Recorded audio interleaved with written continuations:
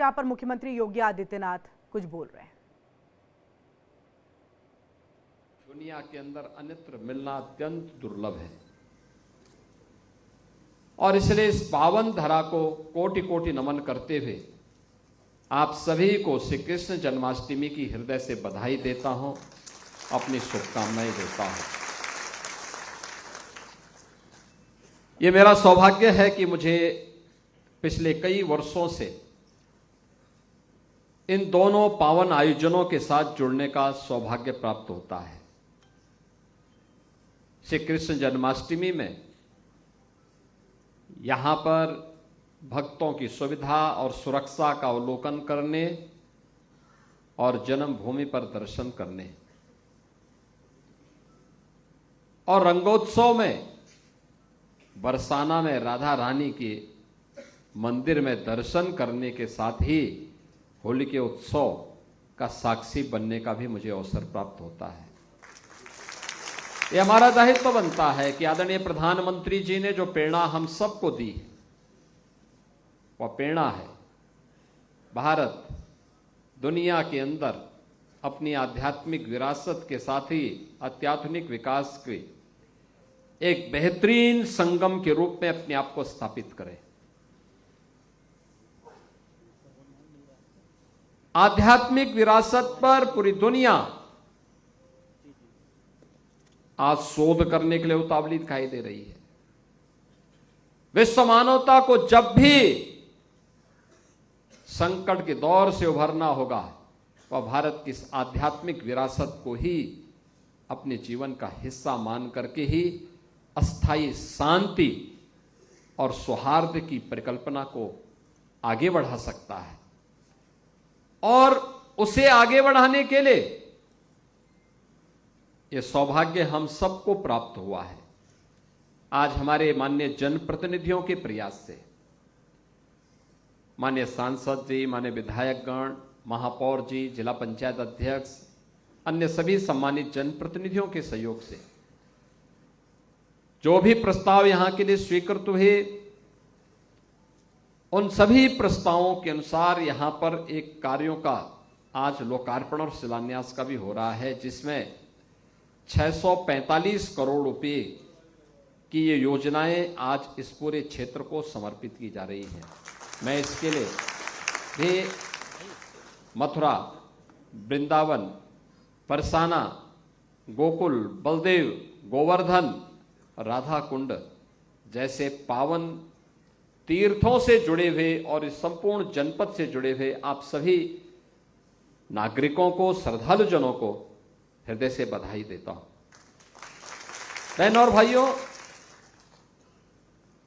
भारत को अपनी गौरवशाली विरासत पर पूरा गर्व करने का अधिकार है। उसे हम आगे बढ़ाएं।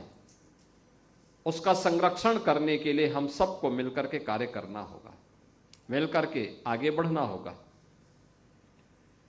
हमारे पूर्वजों ने विपरीत परिस्थितियों में भी इसका संरक्षण किया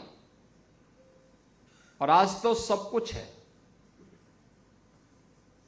केंद्र में प्रधानमंत्री मोदी जी के नेतृत्व में और राज्य में भी ये डबल इंजन की सरकार लगातार इसके लिए प्राणपण से जुट करके कार्य करना चाहती है और इसलिए आध्यात्मिक विरासत का संरक्षण हो, लेकिन आधुनिक विकास भी हो, सुविधाएं बढ़े।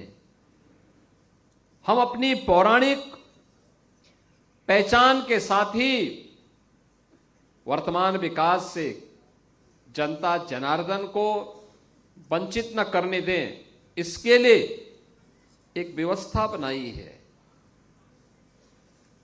मैंने इस बारे में कहा था कि मथुरा, वृंदावन के साथ साथ सभी तीर्थों की समग्र विकास के साथ ही श्रद्धालुओं की सुविधा, उनकी सुरक्षा को सर्वोच्च प्राथमिकता देते हुए एक बड़ी कार्य योजना बननी चाहिए मथुरा, वृंदावन आदि तीर्थों की दिशा, और उस पर हमारा मंथन चल रहा है, कार्रवाई प्रारंभ होने वाली है। अकेले ब्रज क्षेत्र के लिए, यहां के समग्र विकास के लिए 30,000 करोड़ रुपए की एक नई कार्य योजना को लेकर के हम लोग आ रहे हैं। हमारा ब्रज क्षेत्र फिर से द्वापर की स्मृतियों को ताजा करेगा। जिस ब्रज क्षेत्र में रह करके अपना पूरा जीवन समर्पित भाव के साथ हमारे पूज्य संतों ने श्री कृष्ण की भक्ति के लिए, श्री राधा जी की भक्ति के लिए, इन पावन तीर्थों के संरक्षण के लिए अपने आप को समर्पित किया है, उन भावनाओं को सम्मान करने के लिए सरकार आज प्रतिबद्धता के साथ कार्य कर रही है। बहनों और भाइयों, इसके लिए लगातार प्रयास हो रहे हैं। आपने देखा होगा एक एक करके वे फिर से जिसके बारे में लोग कहते थे नहीं हो सकता है, आज उस असंभव को संभव बनाया गया है। कोई सोचता था आज से 14-10 वर्ष पहले, 8 वर्ष पहले कोई ये मानता था कि काशी में काशी विश्वनाथ धाम इतना भव्य बन पाएगा? कोई सोचता था? कोई सोचता भी नहीं था। लेकिन आज आप जाइए काशी में काशी विश्वनाथ धाम में, जहां पर आज से 10 वर्ष पहले 50 श्रद्धालु एक साथ दर्शन नहीं कर पाता था बाबा विश्वनाथ के धाम में, आज एक साथ 50,000 श्रद्धालु भी आ जाएगा तब भी वहां दर्शन कर लेगा। और महाकुंभ के दौरान इस सावन मास में 8 से 10 लाख श्रद्धालु प्रतिदिन वहां दर्शन किया है। 8 से 10 लाख श्रद्धालु। आज से 5 वर्ष पहले, 6 वर्ष पहले कोई ये मानता था कि अयोध्या में इतना विकास हो जाएगा? श्री राम मंदिर निर्माण के बारे में लोग कहते थे रे ये सब केवल एक जुमला है। जिन लोगों ने जीवन भर जुमला ही पढ़ा है उनको ये भी संकल्प जुमला लगता था। लेकिन बहनों और भाइयों, आज आप देख रहे होंगे अयोध्या धाम में श्री राम जन्मभूमि पर भव्य मंदिर बन चुका है। रामलला फिर से विराजमान हो गए हैं। अयोध्या त्रेता युग के स्मरण करा रही है। और अगर काशी में और अयोध्या में विकास उन नई ऊंचाइयों पर पहुंच चुका है, तो योग माया का जन्म तो हुआ था इसी धरा पर। आप कभी विंध्यवासिनी धाम में जाकर के देखिए, वहां भी एक नया कॉरिडोर बन गया है, भव्य कॉरिडोर बन गया है। मां गंगा की अविरलता और निर्मलता के बारे में चौधरी लक्ष्मी नारायण जी भी यहां बता रहे थे। पहले लोग कहते थे कि गंगा जी का जल, आज से 10 वर्ष पहले लोग कहते थे कि गंगा का जल आचमन तो दूर, स्नान लायक भी नहीं। ठीक बोल रहे थे, ऐसे लोग बोलते थे। लेकिन आज प्रधानमंत्री मोदी जी के विजन के कारण, उनके नेतृत्व में नमामि गंगे परियोजना के माध्यम से गंगा जी अविरल भी है, निर्मल भी है। और महाकुंभ प्रयागराज ने साबित करके दिखा दिया है।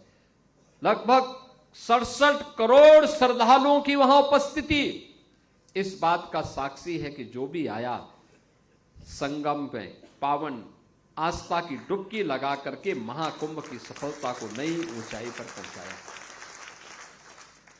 हम लोगों ने 2019 में प्रयागराज कुंभ के उपरांत इसी वृंदावन धाम में वैष्णव कुंभ के भी आयोजन के साथ हम जुटे थे। उसके उपरांत उस आयोजन के साथ हम जुटे थे। कितना पावन आयोजन था, कैसे लोग बड़ी श्रद्धा भाव के साथ पूरे आयोजन के साथ जुड़ रहे थे। बहनों और भाइयों, ये चीजें दिखाती है ये संभव है। और अब आप मान करके चलिए, जैसे नमामि गंगे परियोजना के परिणाम सार्थक हुए हैं, आज गंगा में डॉल्फिन दिखाई देती है, जलीय जीव दिखाई देते हैं। ऐसे ही यमुना जी के बारे में भी एक नई कार्य योजना बना करके यमुना मैया की भी अविरलता और निर्मलता के लिए डबल इंजन सरकार पूरी ईमानदारी उसके साथ, पूरी प्रतिबद्धता के साथ कार्य करेगी। कोई सोचता था बरसाना में रोपवे बनेगा, आज आप देख रहे होंगे कितनी सफलतापूर्वक। पिछली बार जब हम लोग आए थे, रोपवे से हम लोग गए थे, दर्शन किया। जो बुजुर्ग थे, जिन लोगों को चलने में थोड़ा कठिनाई थी, उन लोगों को भी अब सुविधा हो गई है। ये विकास का लाभ इसी रूप में मिलना चाहिए, इसी रूप में ये आगे बढ़ना है। और मैं आपको आज इस बात के लिए आश्वस्त करता हूं कि हमारे माननीय जनप्रतिनिधिगण लगातार यहां के विकास के लिए कार्य कर रहे हैं। हम अपने आप को चलने वाली इस प्रक्रिया के साथ कभी भी अपने को वंचित नहीं कर सकते। याद रखना, आज श्री कृष्ण जन्माष्टमी है। जन्म का कारण भगवान का परित्राणाय साधूनाम विनाशाय च दुष्कृताम के उद्घोष के साथ हुआ था। सज्जनों का संरक्षण करेंगे, लेकिन दुष्टों का संहार भी करने में कोई संकोच नहीं करेंगे। यह उद्घोष भगवान के जन्म का कारण बना था और जन्म के लिए उन्होंने अकेले भारतीयों का, जहां कुरुक्षेत्र में युद्ध हो रहा हो और धर्म का उपदेश दिया जा रहा हो, युद्ध भूमि ही धर्म भूमि बन गई। दुनिया के अंदर कहीं नहीं हुआ, ये केवल भारत में हो सकता है। और श्री कृष्ण जैसे अवतार जब इस धराधाम में साक्षात आकर के अपनी कृपा बरसा रहे हो, तो उनके द्वारा कर्मणे वाधिकारस्ते मां फलेषु कदाचन, कर्मशील बनने के लिए जो प्रेरणा दी गई, निष्काम कर्म की जो प्रेरणा दी गई, यह जब तक हर भारतवासी के मन में होगा, कोई बाल बांका नहीं कर पाएगा भारत का। भारत आगे बढ़ेगा। भारत को आगे बढ़ने से दुनिया की कोई ताकत रोक नहीं सकती।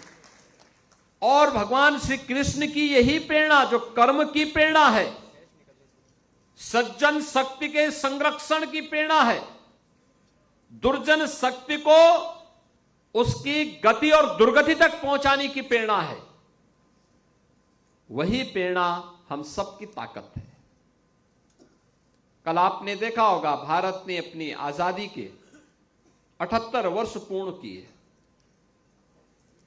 लाल किले की प्राचीर से प्रधानमंत्री मोदी जी ने देशवासियों के सामने कुछ नए संकल्प रखे।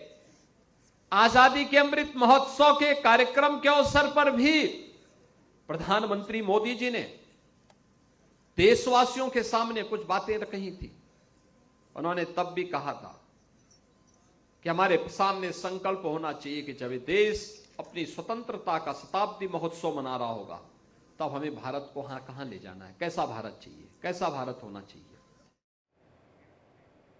मथुरा की सरजमी पर मुख्यमंत्री योगी आदित्यनाथ कुछ देर पहले पूजा अर्चना की, अब वहां की जनता को संबोधित करते हुए कर्म का उपदेश दिया।